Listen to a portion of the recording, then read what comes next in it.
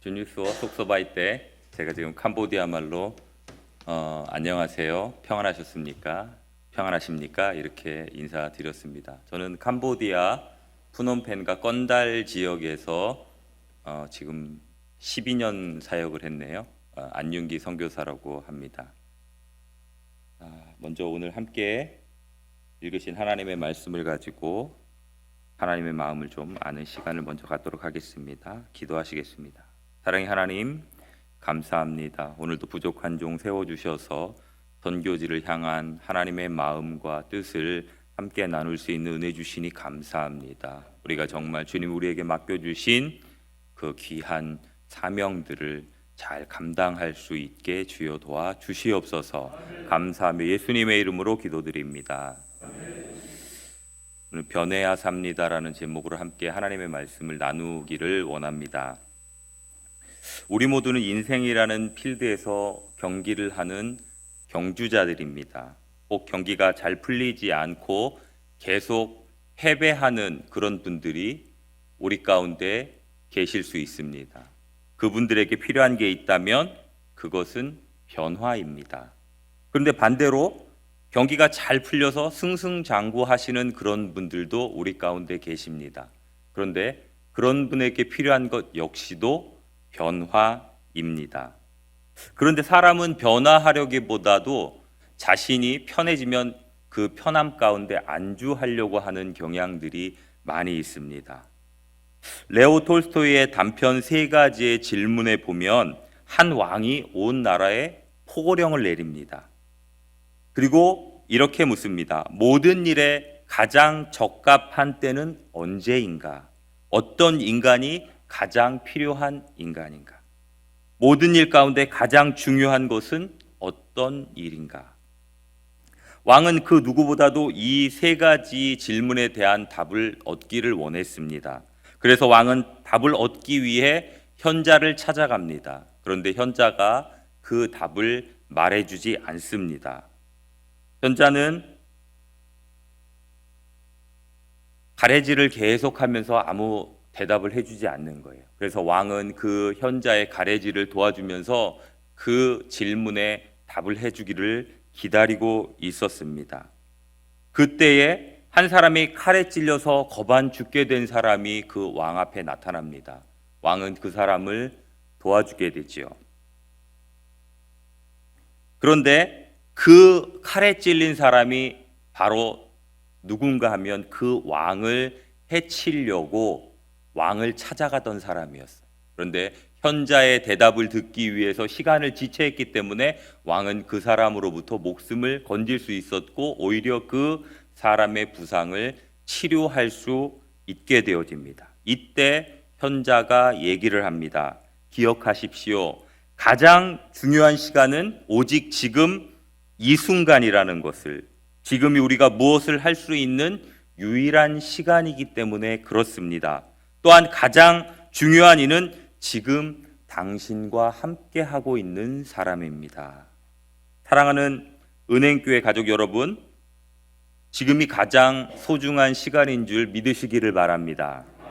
그리고 옆에 앉아 계신 분이 가장 소중한 분이라는 사실을 믿으시기를 바랍니다. 우리 옆에 분과 그럼 한번 인사해 볼까요? 당신은 나에게 가장 소중한 사람입니다. 지금이 바로 변화해야 할 때입니다. 한 번 더 해보시죠. 지금이 바로 변화해야 할 때입니다. 저도 설교를 안 하고 앉아 있으면 이렇게 시키면 굉장히 낯간지럽더라고요. 그런데 설교자가 되면 꼭 이런 거 시켜요. 많은 사람들이 개혁을 말합니다. 그러나 개혁을 말하는 사람들조차도 자신은 잘 달라지려고 하지 않습니다. 교회에서도 자신은 달라지지 않으면서 교회가 달라져야 된다고 소리치는 사람들이 있습니다. 세상에서도 자신은 달라지지 않으면서 세상이 달라져야 한다라는 사람들이 있습니다. 그런데요, 개혁은 바로 저와 여러분부터 시작돼야 된다는 사실을 잊지 마시기를 바랍니다. 내가 변화되려고 몸부림치는 데에서부터 개혁은 시작되어집니다. 나의 변화 없이 결코 타인의 변화를 기대할 수 없습니다. 내가 먼저 변해야 됩니다. 결혼 생활을 해보신 분들은 다 아시죠? 결혼 초에는 남편이나 아내가 자기 남편이나 아내를 변화시킬 수 있다라고 생각하죠. 그러나 10년, 20년, 저도 20년 넘게 결혼 생활을 했는데요. 결코 저희 아내가 변화되지 않더라고요. 비단 한 예로 저는 치약을 짤 때 밑에서부터 이렇게 짜 올리는 타입입니다. 근데 저희 아내는 가운데 그냥 쭉 짜섰어요. 저는 또 이렇게 깨끗하게 또 올려놓거든요. 어느 순간 보면 가운데가 쭉 이렇게 돼 있어요. 그런데 요즘은 저도 그냥 아무데나 쭉 눌러서 짭니다. 참 변화시키기 쉽지 않더라고요. 별로 큰 중요한 거 아니잖아요. 밑에서부터 올려 짜면 구원받고 가운데서 짜면 지옥 가고 그런 거 아니잖아요. 근데 그런 거 가지고 싸우더라고요. 우리가 다투는 모든 일들이 대부분 그래요. 변화의 출발점은 바로 나 자신부터여야 됩니다. 옆에 계신 분께 다시 한번 고백합니다. 변화의 출발점은 저로부터 시작됩니다. 오늘 제가 이 교회를 처음 왔는데 너무 멋지고 아름다운 교회에 정말 사랑 많으신 성도님들과 함께 말씀을 나눌 수 있는 게 큰 감사인 것 같아요. 그런데 이 교회가 더 안주하지 않고 세계를 품고 하나님의 뜻을 세계 5대양 6대주로 펼쳐나갈 수 있기 위해서는 여러분 한 분 한 분이 지금 이 순간부터 변화하기로 결심하시고 하나님 앞에 그렇게 기도하시고 선교를 향해 달려나가시면 이 교회를 하나님이 더 크게 아름답게 사용해 주실 줄 믿습니다. 왜 내가 변화해야 합니까? 앞에서 말씀드렸지만 변화된 사람만이 세상을 변화시킬 수 있기 때문에 그렇습니다. 변화된 모세는 이스라엘을 해방시켰고 변화된 베드로는 초대교회를 부흥시켰고 변화된 바울은 이방인을 그리스도에게로 인도하는 사도가 되었습니다. 이렇듯 변화된 사람들은 한 사람 한 사람 성경 말씀에 보면 귀하게 쓰임을 받습니다. 이제 변화와 성숙은 더 이상의 선택의 문제가 아닙니다. 저와 여러분의 생존의 문제입니다. 한 개인의 생존의 문제를 넘어 교회의 생존의 문제이기도 합니다. 나라도, 개인도, 사회도, 가정도, 기업도 변화를 거부하면 망할 수밖에 없습니다. 신앙생활도 마찬가지입니다. 변화해야 합니다. 오늘 본문 말씀을 다시 한번 읽어보겠습니다. 시작. 너희는 이 세대를 본받지 말고 오직 마음을 새롭게 함으로 변화를 받아 하나님의 선하시고 기뻐하시고 온전하신 뜻이 무엇인지 분별하도록 하라. 아멘. 변화는 우리를 향해 거부할 수 없는 하나님의 요구이십니다. 그런데요, 10년을 믿고 20년을 믿고 30년을 믿어도 다람쥐 쳇바퀴 놀듯이 우리의 신앙이 성장하지 않는 이유는 무엇일까요? 하나님 중심의 신앙생활이 아닌 내 중심의 신앙생활을 10년, 20년, 30년 그렇게 열심히 하고 있기 때문에 그렇습니다. 사랑하는 성도님들의 신앙생활에 변화가 있기를 주님의 이름으로 축복합니다. 여러분, 무엇이 선이고 무엇이 악일까요? 일반적인 개념에서는 착하게 사는 것이 선이고 나쁘게 사는 것이 악이지요. 그러나 성경적인 개념에서는 하나님의 뜻대로 하나님의 말씀대로 사는 것이 선이고 그렇게 살지 않는 모든 것이 악인 것입니다. 로마서 10장 17절 말씀에 믿음은 들음에서 난다라고 말씀하십니다. 이 말씀은 믿음의 근거가 다름 아닌 바로 말씀으로부터 시작된다는 겁니다. 그러므로 믿음으로 산다는 것은 말씀대로 사는 것이고 말씀대로 사는 것이 곧 하나님 중심으로 사는 것입니다. 로마서 14장 23절 하반절에 보면 믿음으로 쫓아하지 아니하는 모든 것은 죄다라고 그렇게 말씀하십니다. 예배도, 기도도, 구제도, 헌신도, 선교도, 특별히 우리의 삶도 믿음을 쫓지 아니하면 죄인 것입니다. 그러므로 하나님을 떠난 모든 삶과 행동, 이것이 죄인 것입니다. 데살로니가전서 5장 2절에 악은 모든 모양이라도 버리라. 갈라디아서 6장 9절에 우리가 선을 행하되 낙심하지 말지니 피곤하지 아니하면 때가 이름에 거두리라. 야고보서 4장 17절 사람이 선을 행할 줄 알고도 행치 아니하면 죄니라. 누가복음 12장 47절 주인의 뜻을 알고도 준비하지 아니하고 그 뜻대로 행하지 아니하는 종은 많이 맞을 것이요 알지 못하고 맞을 일을 행한 종은 적게 맞으리라. 내가 바라는 것을 믿음이라고 착각하면서 살면 안 됩니다. 성경은 우리에게 하나님이 바라는 것을 행하는 것이 믿음이다라고 교훈하십니다. 문제는 다른 데서 찾지 말고 바로 내 안에서 찾아야 됩니다.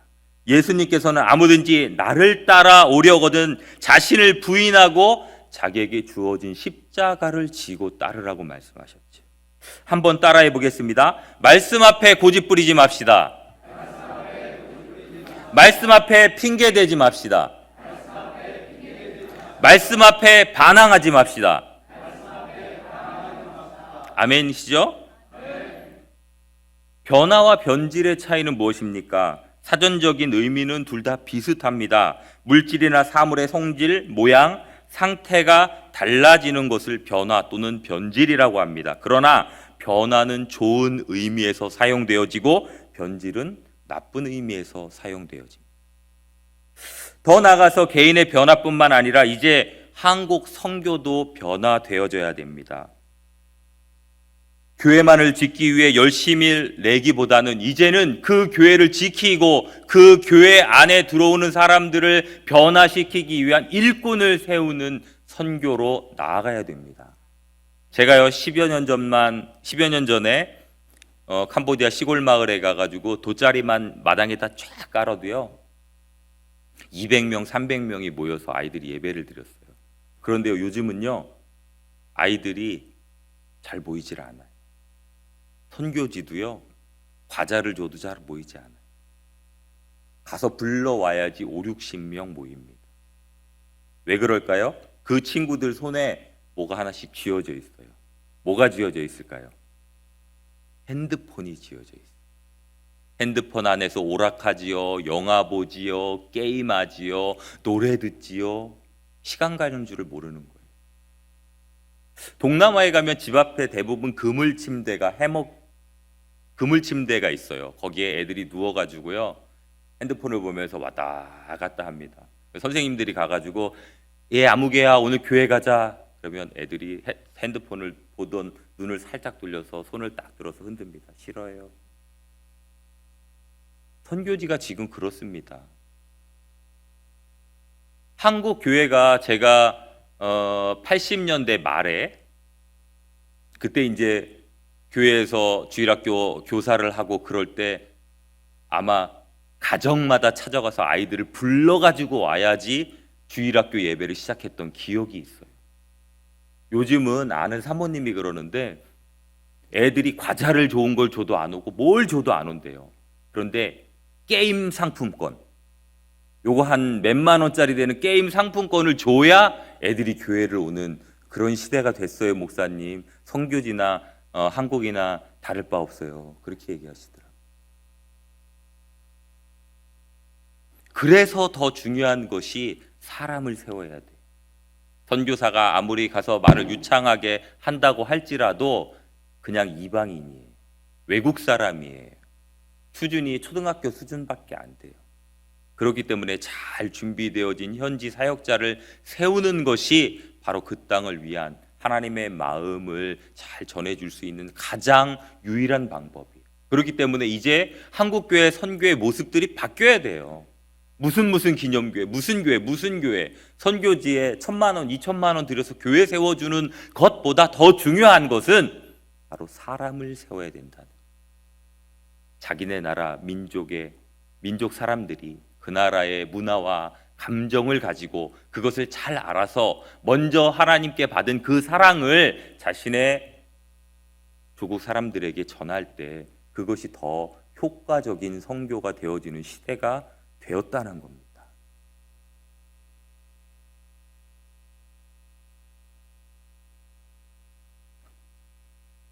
고등학교 1학년 때 저를 만나서 예수를 믿게 됐고 지금 한국어학과 4학년까지 졸업한 푸놈펜 왕립대학교 한국어학과 4학년으로 졸업한 송리읍이라는 친구가 있어요. 이 친구는 저랑 거의 8년 정도를 같이 하고 지금은 대학을 졸업하고 직장 생활을 하면서도 교회에서 봉사를 하는 친구인데요. 저는 이 친구에게 얘기를 했어요. 처음에 대학을 간다고 할 때도 다른 자기 친구들이 대학을 갈 때 한국어를 공부해라 그렇게 얘기를 했어요. 근데 그 친구 한국어를 저한테 물론 조금 배웠지만 대학에 들어갈 수준이 아니었기 때문에 그 푸놈펜에 있는 기술학교에서 1년 정도 한국어를 공부했습니다. 근데 그때도 그 친구에게는 큰 결단이었죠.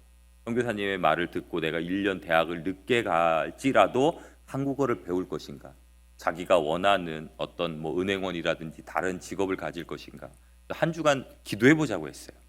그러고 나서 한 주간 후에 물으니까 선교사님 뜻에 순종해서 제가 1년 공부해서 1년 후에 대학에 들어가겠습니다. 그랬던 친구가 대학교 이제 4학년이 졸업할 때쯤 되니까 얼굴에 좀 근심이 있어 보이더라고요. 그래서 송님 너 왜 그러냐 그랬더니 자기는 공부를 더 하고 싶고 한국에도 가서 공부를 좀 하고 싶은데 부모님은 반대하신다는 거예요. 이제 네가 4년 동안 5년 정도 공부했죠. 한국어로 5년 정도 공부했으니까 이제 취직을 해서 집안을 위해서 좀 취직을 해야 되지 않겠냐. 그렇게 얘기를 한다는 거예요. 그래서 송리바 기도해 보자. 그러고 네가 정말 네 뜻이 세워졌다면 그러면 내가 니네 부모님을 다시 한번 만나보겠다. 일주일 동안 기도하고 만났는데 그래도 자기는 한국에 나가서 공부를 하고 싶다는 거예요. 사실은 저는 그 친구를 한국어를 가르치고 같이 믿음 생활하면서 그 친구에게 가지고 있는 꿈이 있었어요.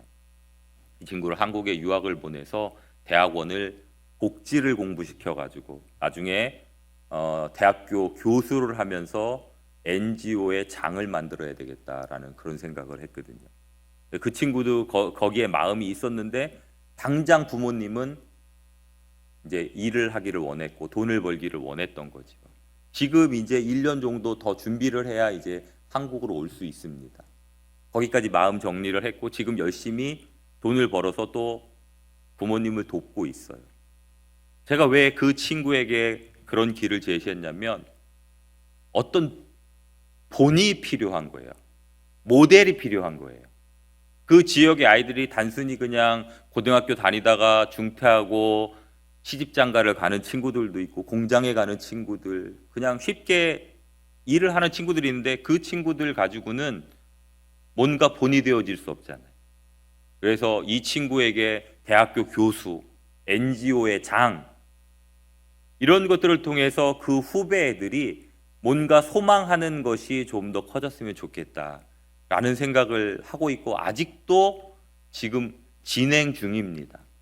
그리고 그 친구가 지금 우리나라 나이로 따지면 25살인데 그 공부를 다 마치고 가면 아마 30 가까울 거예요. 좋은 짝도 만나야 되고 여러 가지 난관들이 많이 있지만 하나님이 그 친구를 통해서 그 땅에 좋은 선한 역사들을 나타내 주실 거라고 믿고 그 친구와 기도하고 있습니다.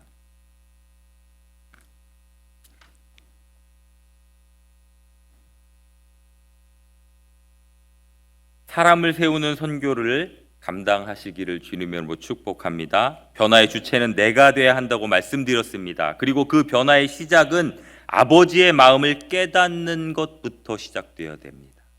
우리 옆에 분과 다시 한번 인사하실까요? 변화에 삽니다. 그러나 기본에 충실합시다. 기본에 충실하지 않고 변하는 건 변질이에요. 아버지의 마음을 깨닫는다는 것은 다른 말로 우리는 말씀을 통해서 하나님의 원하심과 뜻을 깨달아 알 수 있다라는 겁니다. 아버지의 마음을 깨닫기 위해서 해야 할 3가지와 하지 말아야 할 2가지에 대해서 말씀드리려고 하는데 첫 번째 해야 할 3가지의 첫 번째는 공예배에 철저히 참석해야 한다는 겁니다. 아멘이시죠? 가장 쉬우면서도 가장 힘든 게 또 이거잖아요. 그렇죠? 요즘 무교회주의자들이 많아져서 인터넷에서 그냥 유명한 목사님들의 설교를 들으면 된다라고 주장하는 사람들이 있어요. 교회 갈 필요도 없다는 거예요. 집에서 인터넷 틀면 인터넷에 정말 한국의 유명한 내노라 하는 목사님들이 하는 설교를 안방에 누워서 편안하게 시청할 수 있는 시대가 되었죠. 맞죠? 보시지요? 그런데 저는 그 말씀은 우리에게 지식적인 부분을 전달해 줄 수는 있어요. 그러나 우리를 변화시키는 것은 우리 교회 안에 머리로 세우고 하나님의 말씀을 선포하게 하신 담임 목사님의 말씀을 들을 때 변화된다는 사실을 믿으시기를 바랍니다.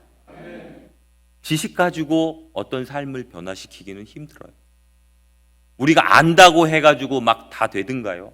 안 돼요.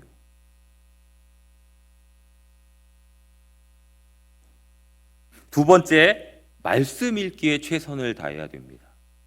저도 참 힘든 것 같아요. 선교제에 있으면서 설교에 관한 내가 필요한 말씀들은 보지만 성경 전체를 쭉 읽으면서 하나님의 뜻이 어떻게 움직여지고 있는지, 또 나를 향한 하나님의 뜻은 어떻게 되어지고 있는지에 대한 그런 것을 읽는 그런 성경 읽기는 좀 부족하지 않나 하는 생각을 합니다.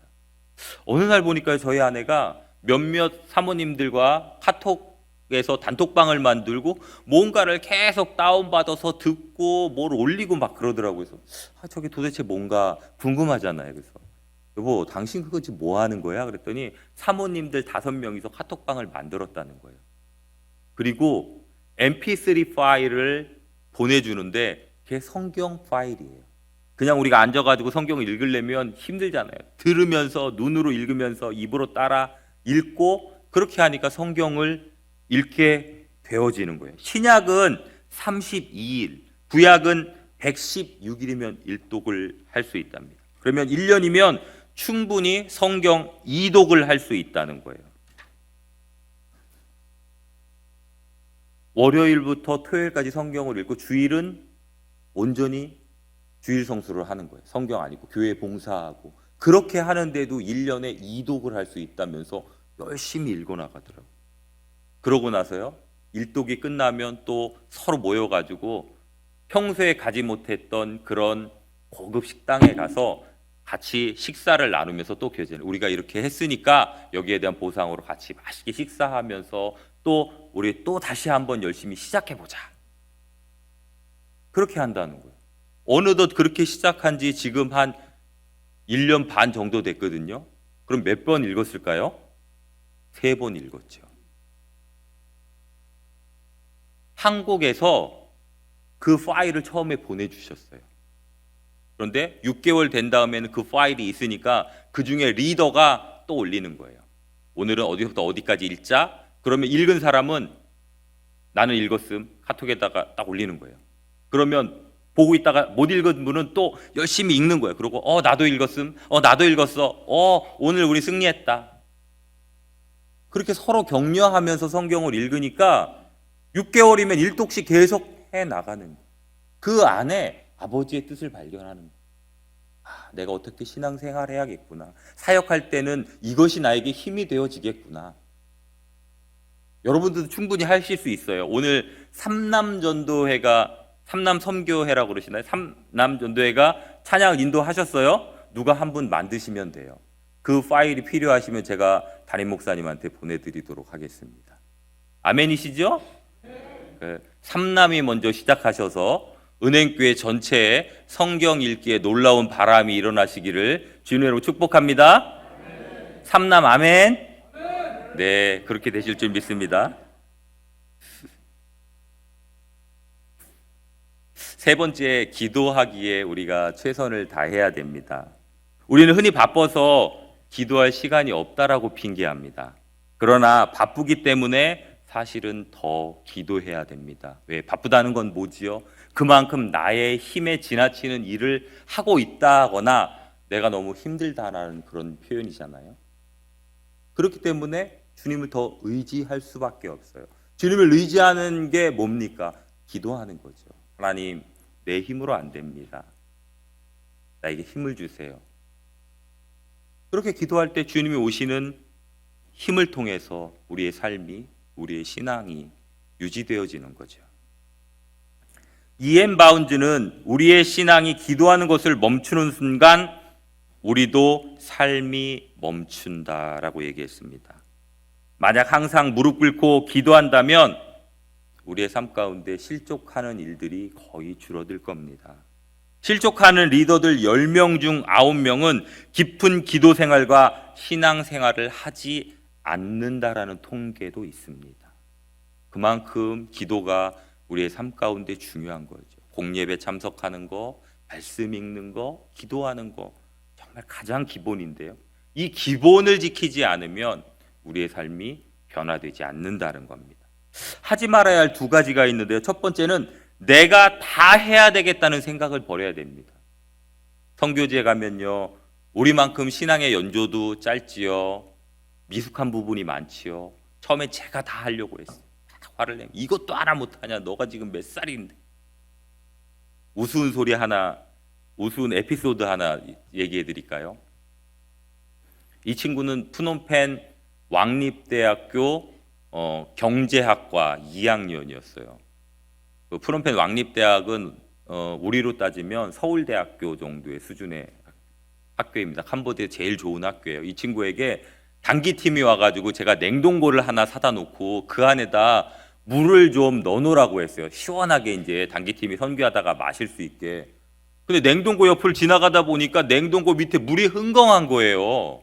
그 냉동고를 열었는데 저는 이렇게 배틀로 돼 있는 그런 일회용으로 먹을 수 있는 그 병에 들은 거를 그 냉동고에다 넣어놓으라고 했는데 이 친구는 냉동고에 물을 넣어놓으라고 그러니까 안에 보니까 깨끗하거든요. 병을 따가지고 거기다 물을 다 부은 거예요. 한 번도 경험이, 집에 냉장고가 없었는데 그걸 뭘 넣어봤었겠어요. 제가 시범을 못 보인 게 문제죠. 그런 일들이 선교지에서는 참 비일비재해요. 비일비재합니다. 그렇기 때문에 어떻게 하다 보면 그냥 내가 그냥 다 해버리자, 그렇게 되는 경우가 많거든요.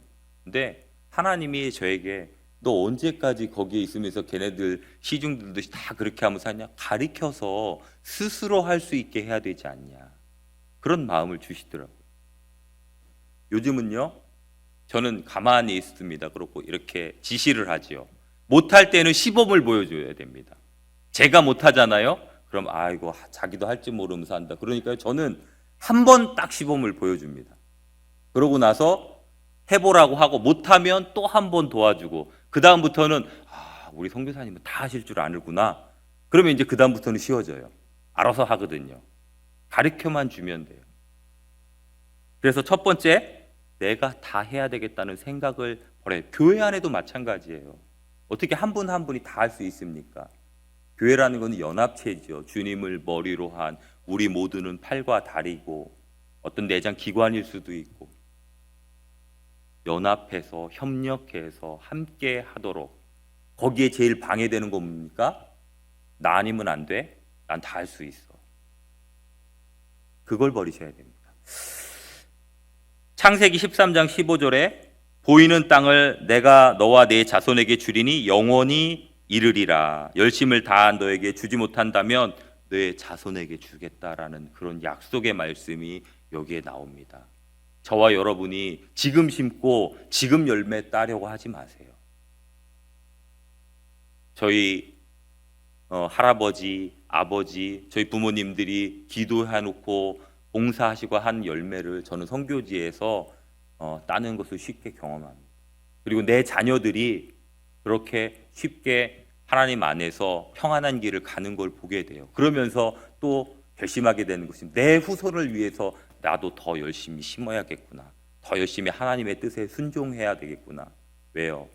우리가 물질로 뭔가를 남겨주기보다도 믿음의 유산을 남겨주면 그 자녀들이 하나님 앞에 쓰임받기 때문입니다. 그렇게 하는 부모의 모습을 보고 자란 자녀는 결코 실족하지 않아요.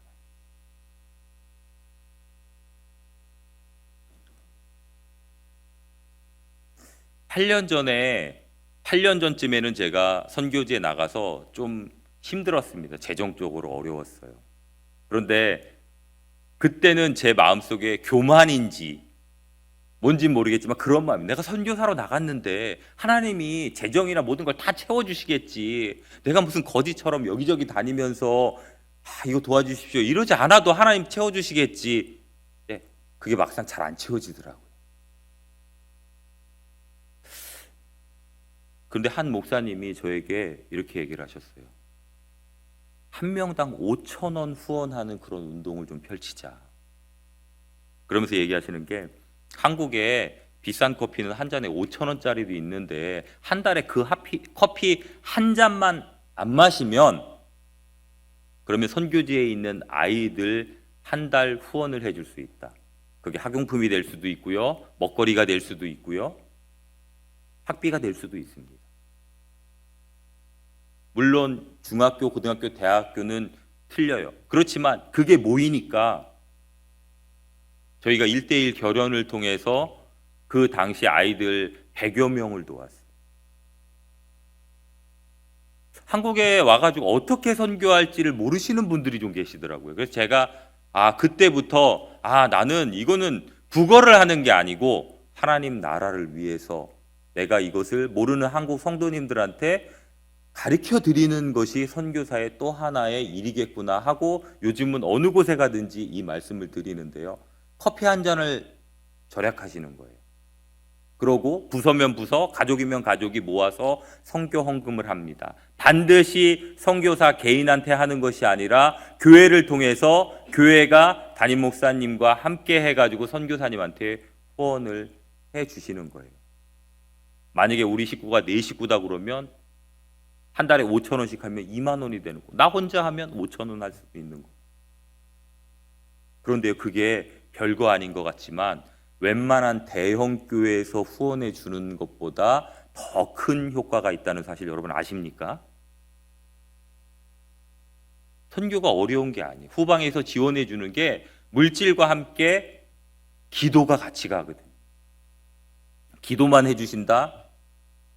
그렇게 해주시는 분도 있어요. 그런데 물질을 보낼 때 그 마음이, 그리고 제가 그렇게 하면 아동 프로필을 보내드리거든요. 그러면서 물질만 보내주시지 말고 이 아이가 믿음 안에서 잘 성장해서 그 땅의 리더로 세워질 수 있도록 함께 기도해 주십시오 하고 아동 프로필을 보내줘. 얘 꿈은 뭡니다. 얘는 어떤 환경입니다. 그럼 그거를 붙여놓고 냉장고에 붙여놓으시고 한 번씩 그 아이들을 위해 기도해 주는 거예요. 그럴 때 그 제대로 된 결연이 되더라고요. 그런 아이들이 지금 자라서 지금 제가 사역하고 있는 교회에서 주일학교 교사도 하고 있고 설교도 하고 있고 다 그렇게 잘 성장하고 있습니다. 커피 한 잔의 힘을 한번 모아주시기를 주님의 부탁을 드립니다. 두 번째, 스스로 하려고 발버둥 치지 마시라는 거예요. 선교지에 나가 보니까요, 그 나라 말을 하나 못한다는 거 하나 때문에 뭐 석사고 박사고 다 소용없더라고요. 애들이랑 똑같아요. 누가 도와주지 않으면 말도 제대로 안 되고 무슨 일도 제대로 할 수 없는 그런 상황이 됩니다. 캄보디아에서 12년 선교를 하다 보니까요, 첫 번째 드는 마음이 이제는 좀 쉬어야 되겠다. 내가 너무 힘들구나, 지쳤구나. 제가 선교지에 나간 지 만 13년이 됐는데요, 안식년을 한 번도 안 가졌습니다. 뭐 능력이 없는 선교사라서 그럴 수도 있는데 무슨 일을 하다 보면 요 일은 제가 없으면 안 될 것 같아서 1년 뒤에 하지 그랬는데 13년이 됐거든요. 제가 스스로 나 아니면 안 되라는 마음을 버렸으면 벌써 한 번이라도 안식년 갔다 왔을 것 같아요.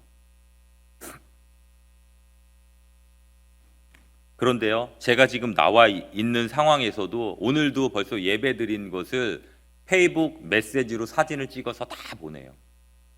그래서 이렇게 예배 드렸구나. 대충 작년들은 이만큼 나왔구나. 요즘 화질이 좋아서 확대해서 보면은 누구는 나왔고 누구는 안 나왔고, 고등부는 누구는 출석했고 중등부는 누구는 출석했고, 초등학교 누구 나왔네. 제가 한국에 있어도요, 지금 같이 예배 드리는 거와 똑같이 알 수 있어요. 교회가 3군데 있거든요. 그 3군데를 다 그렇게 합니다. 방과후 교실 4개가 운영되어지거든요. 그것도 다 사진을 통해서 확인이 되어져요. 제가 없다고 안 되는 건 아니더라고요. 현지인들을 세워놓으니까 그들 스스로가 잘 감당하는 모습을 보게 되어집니다. 또 하나의 마음은 뭐냐면요. 이제 어떻게든지 그 재정 외에는 다른 것들은 자립해서 돌아가는 것 같아요. 근데 문제는 뭐냐면 재정 자립이 안 되는 거예요. 이걸 어떻게 해야 될까? 그래가지고 오기 전에도 오리 농장을 해서 자립했다는 그런 현지인도 있는데 오리를 처음에 500마리부터 시작해야 되나 1000마리부터 시작해 땅은 뭐 얼마에 렌트하고 뭐하고 그러면 이걸 얼마 돼서 알은 팔아서 얼마가 남고 고기는 또 팔아서 얼마가 남고 이러면 막 혼자 막 그냥 제가 막 계획을 세웠다 부셨다 막 그랬거든요. 근데요, 한국에 와서 제가 어떤 한 사건을 경험하고 나서 그러고 나서 하나님 앞에 고백했습니다. 하나님, 제 힘으로 되는 건 아니네요. 제가 할 수 있는 거 아닙니다. 주님이 도와주시지 않으면 저는 감당할 수 없습니다. 주님이 그때 제 마음속에 이런 마음을 안 목사야, 너 왜 그렇게 조급하니? 내 때를 조금 더 기다릴 수 없겠니? 내가 허락하지 않는 네가 가질 수도 취할 수도 없단다. 하나님이 저에게 그런 마음을 주시는 거예요. 내가 아무리 발버둥 쳐도, 내가 자립을 위해 아무리 발버둥 쳐도 하나님의 때가 아니고 하나님이 허락하시지 않으면 그 노력은 아무 소용이 없는 거구나 라는 마음을 주셨어요. 여러분, 때를 기다리셔야 됩니다. 그러기 위해서 주님의 뜻이 무엇인지를 알아야지 주님의 때를 기다리실 수 있거든요.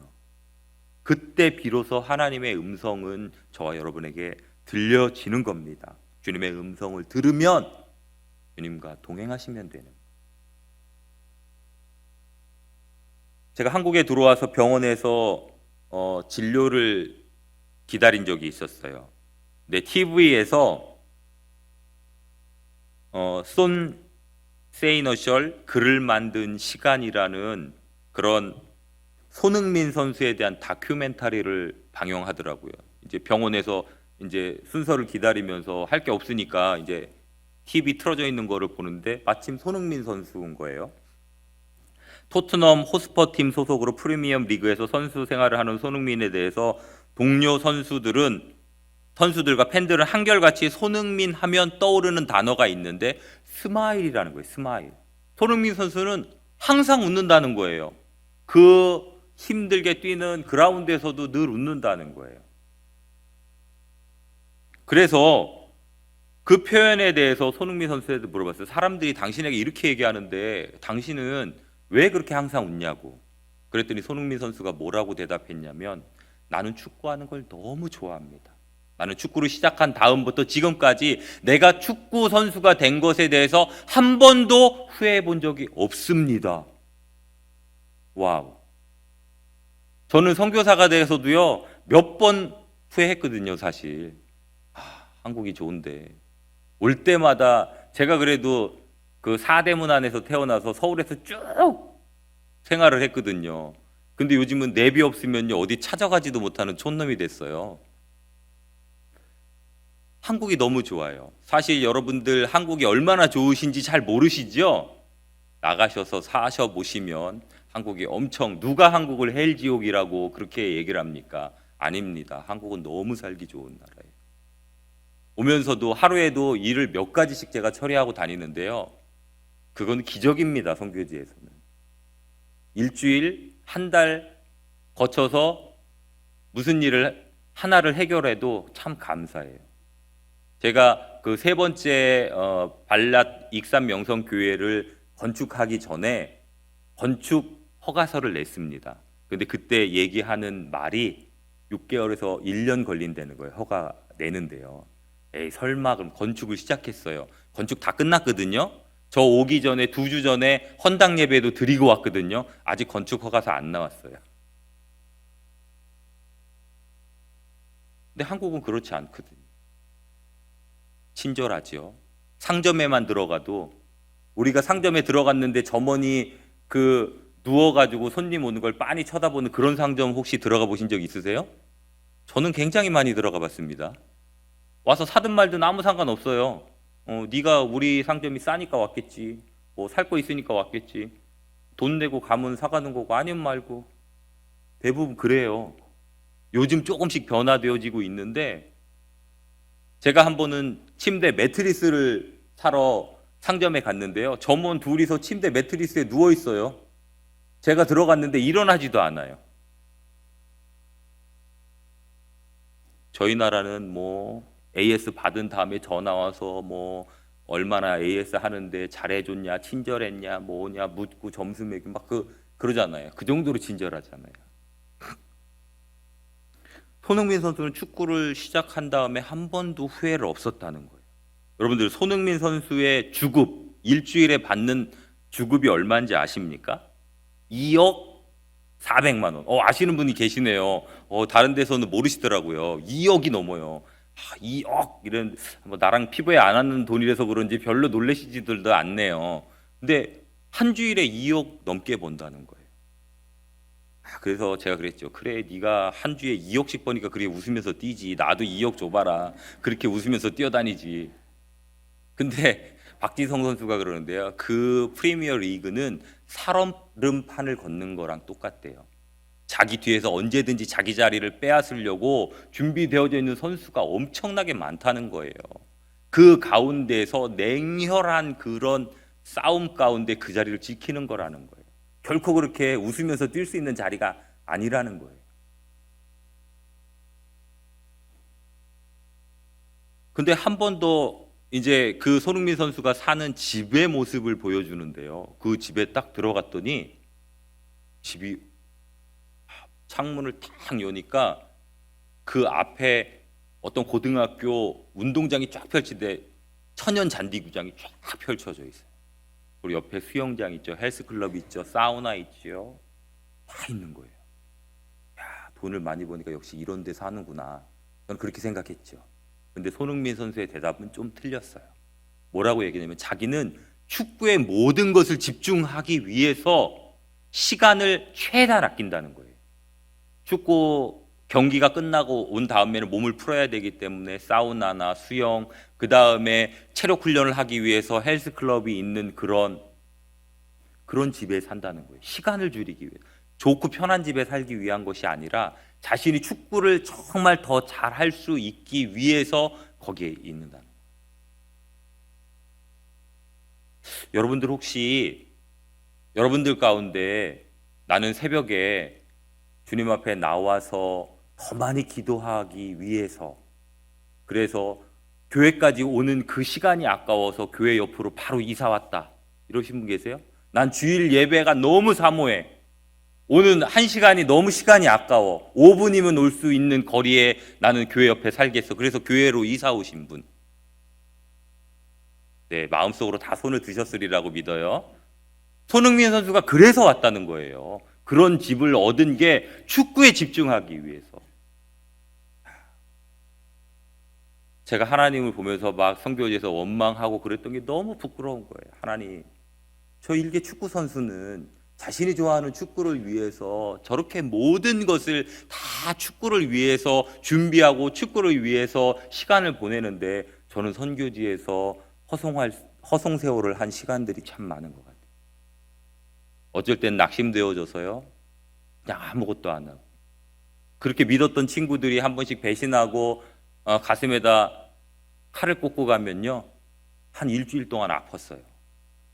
감기 몸살처럼 아파가지고 아무것도 하기 싫은 거예요. 얘는 믿었는데 하는 애가 떠나갈 때는 이거는 뭐 어떻게 옆에서 저희 아내가 아무리 위로를 해줘도 위로가 안 되는 거예요. 그런 시간들을 선교지에서 보내면서 원망도 했거든요. 근데 이 선수는 한 번도 자기는 원망해보거나 불평해보거나 축구를 하면서 왜 다치지 않았겠어요? 다치고 그럴 때라도 재활하면서 내가 더 열심히 잘해야겠다 라는 모습으로 지금의 그 자리에 올라가서도 그 자리를 유지하기 위해서 정말 열심히 하는, 어느 한 날은 주변에 불이 다 꺼졌는데 손흥민 선수 방에만 불이 켜져 있는 거예요. 그날은 게임을 지고 온 날이에요. 내가 왜 졌을까? 뭐가 문제일까? 밤새도록 고민하고 자신이 뛰었던 그 경기를 돌려보면서 이게 문제구나, 이것이 잘못됐구나, 이걸 더 준비해야겠구나. 사랑하는 성도 여러분, 저와 여러분 안에 이 정도의 열심이 있어야 됩니다. 주님을 사모하는 이런 마음들이 있어지시기를 주님으로 축복합니다. 기도하겠습니다. 사랑의 하나님,